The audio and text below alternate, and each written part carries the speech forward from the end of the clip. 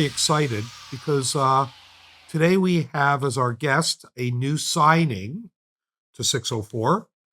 I was just listening to the EP we're putting out, and I got equal parts excited and a little scared. It's very intense music, but sometimes it's good to get scared a little bit, scared in a good way, and that's what it was, getting scared in a good way.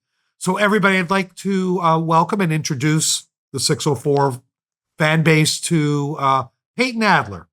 Payton is the singer and primary songwriter for the band Floorplan. We are putting out their self-titled EP on March 6th, and we're all very, very excited here, and we're excited to get to know Payton a little bit. So, Payton, I've said I'm in Vancouver. Where are you right now? I'm currently in London, sir. London, look at you. It's having a good time doing some creative work, some showcases, and catching up with some old friends of mine. Oh, that's nice. And when you hear me say 604 recording artist Floorplan, how does that feel? Let me tell you, it makes me so excited. Finally, for us, this is such a big step for us. We've wanted to do something like this for a long time and do a proper signing. And 604 is such a massive and fantastic label to sign with. We're very excited. Oh, well, appreciate that. Thank you. We're excited as well. Okay, well then let's get into this. When the people at my company brought this project to me, I did a little bit of research, went online, and one thing I noticed right away is, man, you got a really hardcore base of fans. They're sort of rabid and so dedicated. What do you think it is about your music that resonates so intensely with your fans? Dude, I don't know. The thing is, we're so fortunate that we're able to write about something we care about and something that's true to us. And I think when we write and we create music, we do it like we're open books. We want people to see the truth and see what we're going through. I do believe that when people resonate with that and they can see themselves in that, that kind of makes them treat us. They're open towards us as well, which creates a lot of good energy. So yeah, absolutely. And so, if you're walking around in the street and like fans approach you, or like how.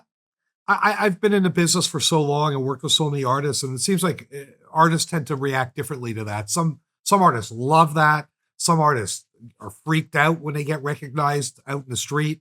How do you deal with that? And how do you what can you say about your relationship with your fans? Oh, first of all, I don't think I go outside that much. I think I love being inside, so I'm not really out on the streets a lot. When I'm outside, I kind of tend to dress up I dress up a lot, like a lot of layers. I don't think anyone can really see that it's me. But when I do get recognized on the street, it's mostly love. The people that our followers and our fans, our listeners are beautiful and kind to us. So it's mostly hugs and love, and that's it. So no complaints whatsoever. It's just great. Well, like I said, it's funny. Over the years, I've worked with some artists who just embrace it. I work with Nickelback, and when Chad's out on the street and the fans are all over him, he loves it. He just embraces it.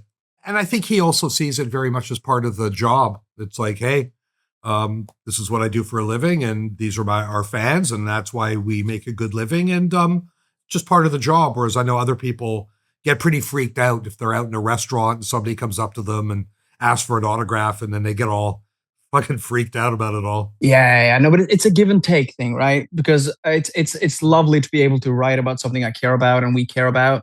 But at the end of the day, if people don't listen to it and people don't support us and attend our concerts, and then we're not able to do what we do, right? So the least we could do is being appreciative when they actually show us love. So it's a fun part of it. Yeah, I hear you. When I'm listening to your music, and we're putting out 3 songs in March, I hear a lot of, for lack of a better phrase, I guess, angst in your music. There's moments of joy as well, but I definitely, there's a real sort of underlying kind of angst to it all. where do you think that comes from? Like or do you even know where that comes from? I obviously want to write about something that people can relate to. And it's almost impossible to write about something you don't know personally, right? You need to know it personally. So for me, that it kind of made sense that I had to write about my lows. I had to write about the places I go to when I feel bad or when I don't feel good. So yeah, and then truth is, it feels like I've had more lows than highs, at least at one point. But so it naturally and organically, it's about that, and that's where it all comes from. So a lot of the music I write and do is kind of not super happy music, but there is happy music too. But there's something also sort of cathartic about that, about your music, and I think does that kind of like, does the process of recording it and performing it kind of help deal with whatever anxiety or angst that you're feeling? Like, you sort of come out the other side kind of going, man, I got that out of my system and I feel better. Sort of. It's pen on paper in the beginning going through your entire emotional register, trying to figure out what you want to write about. You write it down, you open up, and it kind of feels like, I'm putting myself on blast a little bit here with my truths and my stories. And then it's recording it, which feels good. Get to release some of the anger, being in the booth and jam back and forth. Then comes the releasing it part, which is terrifying because you never know how people are gonna respond to it. And then when people respond positively, it's like one big therapy session where all my listeners are my private personal therapists, which is great. So then when the feedback comes back, it's all worth it. And your shows seem to be that way as well. Like, I've seen some footage of your live performances, and it's also got that sort of angst, tension release. It's sort of all in the course of one song. It kind of runs the gamut. It's true.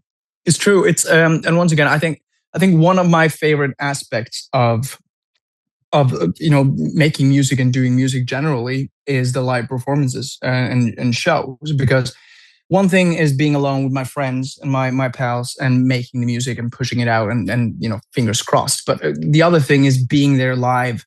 Almost, when we stop playing, you can hear people breathing. You can hear them, when the pulse has been, when we've done like a kicker of a song and you can feel that it almost sounds like they've been running. I do love that kind of giving back, because that gives me a lot of energy, and us on stage energy too. So it's just lovely. I really do like it. I love it. Interesting. So, were you one of those people? You strike me as, I can't imagine you doing anything else with your life. Like, I watch these performances, I listen to the music, and it's like, I don't really see you, I don't know, working at McDonald's, or working in an accounting firm. Like, I don't see that. So was this the kind of thing where, like, you always dreamed of this? You knew from a young age that this is what you wanted to do? Like, did you have those typical fantasies that some kids have of being a fireman or a policeman? Or was it like, I got to be a rock star? I don't know if rock star was automatically what I knew that I wanted to do, but I wanted to do something that was performance. I wanted to perform something. I wanted to be creative with it. I've always struggled being in one spot. I want to move and I want to interact with people and make something expressive. Being a singer wasn't necessarily what I thought in the beginning, but it kind of, as soon as I started jamming when I met Zach, our guitarist, and we started practicing, and we started building a band, we started jamming. It kind of made sense that I took the microphone, because I was always in front, tearing everything down and making a mess. And that felt really natural to me, even though it wasn't planned. Then it sort of just happened. And at this point, at this given hour, I couldn't imagine doing anything else. It's just it's my absolute favorite thing to do. That's great. And just out of curiosity, I mean, your family, your parents, your siblings, are they sort of like, I can't believe this is all happening? Is it just like they're in shock, or is it more like, yeah, we always knew he was going to be a star?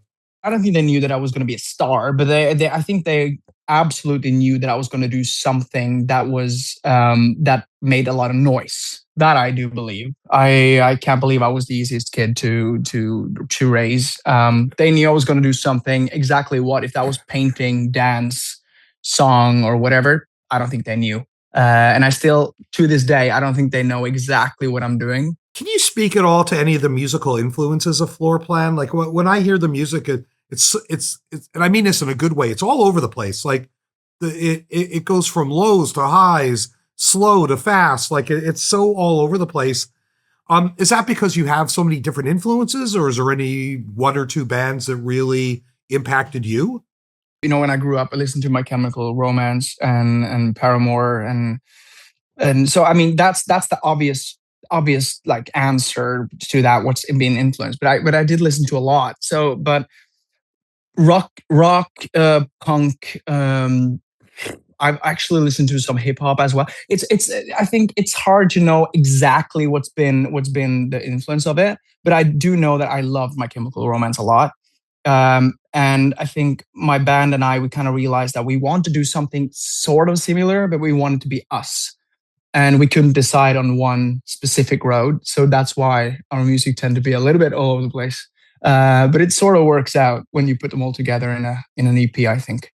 I think that's a good comparison. That the My Chemical Romance. There's a certain there's something very theatrical about that band, and I've seen them perform a long time ago at Warped Tour. Very theatrical, and I kind of see a similar thing with you guys. By the way, that's a huge compliment. I appreciate that. Yeah, of course. So we're putting out an EP. It's self-titled. We're putting it out on March 6th, and let's talk about the music. First single is Payback. And you listen to a song, and as the listener, you don't really know what the song's about. You can give it your own interpretation. That song sounds to me to be about maybe an unhealthy relationship. That's sort of what I pulled from it. Is that fair? You're sort of right. So, without going too much into it, Zach Williams, when I think we were 16 or 17, we worked together and we became friends. We started jamming. His ex-girlfriend broke up with him when he was 16. And then my ex-girlfriend broke up with me when I was 17. It sort of happened like within a span of a year. And we were both having a lot of fun with it, like trying to understand what was going on. And one of the things we discussed a lot was that it felt like everything the girls did afterwards felt sort of like a payback. Tried to do something on purpose that didn't feel good, which was probably deserved. But and we thought that was funny or interesting. So we started writing about that and writing rap, being in relationships with people and having a person you love, and then realizing all the mistakes and the errors afterwards. And then that's sort of how Payback happened. And then a couple of years later, then here it is. Wow. Okay. And then we're making a music video, which is exciting. What are your thoughts? Is that your first music video? It's my first official music video. We've shot several different like mini clips or mini videos here and there, but this is like the first production we're actually sitting down with a proper concept. And out of the 3 tracks, I think Payback is the best one to do it with, because that's the one. It's like a middle ground. It's not super feel good. It's not super sad. It's more about, it's a little bit of a punch to it. And that one's the one I think we can have the most fun with. Yeah, I'm stoked. We're stoked to get the video going. I love making videos. That's one of my favorite parts of my job. So, and then there's 2 more songs. So let's talk a little bit about Black and Blue. Very different vibe from the first song. A little more maybe introspective. What can you tell us about that song? What inspired it? Black and Blue is that's my child, if I'm going to describe it like that. It was a song that I wrote that was created when I was at my lowest. It's close to me. It's a description of how I feel when I'm not doing well. I'm trying to explain how it is when it's hard to explain. I'd say it like this: when you make mistakes and you make mistakes and you know they're mistakes, that's one thing. It sucks.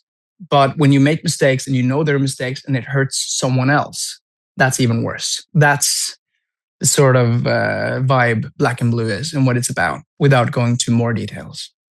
So it's not necessarily that the singer's the one who's black and blue. It might be you cause somebody else to be black and blue.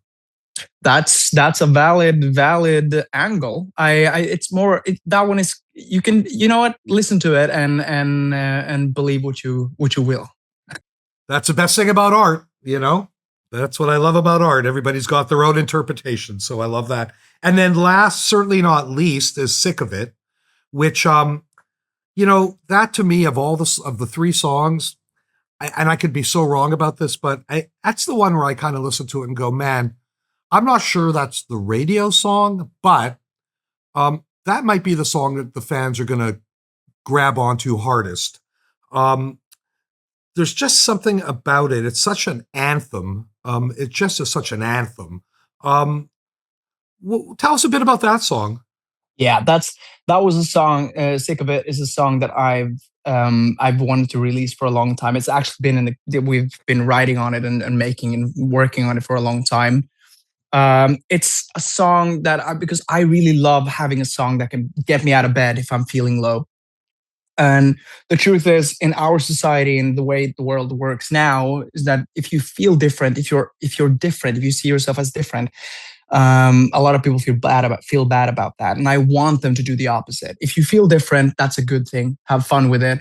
And even when the days are slow, when you feel low, you need something to pick you up. And that's kind of what Sick of It is. It's accepting that the world is not necessarily the easiest place to be, but it's what we have. And it's about having fun and living that and loving it. Love that. That's great. So I know this is your first record deal. Any questions for me? I'm the president of the company. If there's anything you want to know about us, no, you know what? I'm just extremely happy. I know all of us are super excited and happy about this, and we can't wait to work with you and really kick ass in 2026. Have fun. The first single, Payback, is out January 23rd, which is soon. It's very soon. And we're expecting you to be at the music video shoot. Yeah, you're coming along saying hi. Of course, of course. I always have to do that. I like to hang out and, I can't remember, where's this one being filmed? I can't remember, but hopefully it's being filmed somewhere where marijuana is legal, so I can have a little puff and watch at the same time. That's what I'd like to do. I'll make sure that happens. Okay. I like that. Okay. Well, listen, thank you so much for doing this. I think the fans are really going to enjoy having gotten to know you a little bit. And we're so excited, me and the whole staff here, about getting this going in a couple of weeks. And I will see you at the video shoot. And, if you need anything, you know how to get a hold of me. Thank you. Same to you, sir.